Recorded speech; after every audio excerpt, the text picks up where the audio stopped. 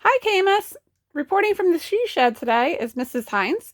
So today I'm going to show you how to use a Dewalt scroll saw.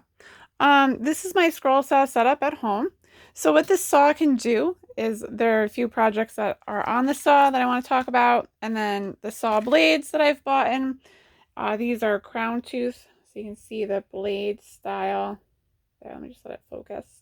So I find these to be the most beneficial to use because they cut down on sanding. We can talk about that in a second. This is the second scroll saw I've ever owned. I started off using a Craftsman scroll saw. You can get one for about $150. Online, I'm sure they're probably cheaper nowadays. This saw is about $400 new. You can find it on Facebook Marketplace used, I'm sure, for a lot less. What's nice about this saw is the on-off button right here. It's nice and red. It's right up top. So if you ever have to turn off, it's easy access right there. My Craftsman, it was underneath, so I do like that upgrade about this.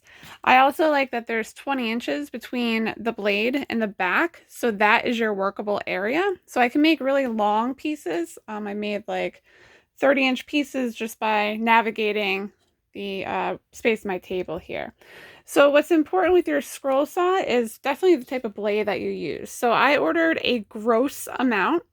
That's 144 blades from Olson Scroll Saw, and I've done that once. I've owned this saw for many, many years. They hold up really well. So the way that the saw works is that the blade is attached right here, just the wing nut, underneath as well. So it's easy to change it out if you need to. So when you first put the blade in, it's kind of loose in there. And then I have this tightening mechanism right here. So I can pull that up and it sounds like it's singing to you there. So this is my air hose. What's nice about that is when the reciprocating saw goes up and down in that motion, so the scroll saw moves up and down like that, it actually forces air through here, so it'll blow the sawdust away from your workable area. So you're just basically tracing lines. If you can trace anything, if you can follow a line, you can use a scroll saw. So these are pretty easy projects where I was just following a pattern. So I just took a piece of plain pine, 1/2 inch pine in these cases, and I just laid on top some masking tape. So then when I spray glue my image down, I can just peel off the tape and it's less sanding. The other thing that's less sanding is a blade like this, the crown tooth, cuts from both sides because it's reciprocating, versus like your standard skip tooth blade, you'll just have to do more sanding. So this example here, the way that I got this done is this piece actually is one piece that I drilled a hole in right there.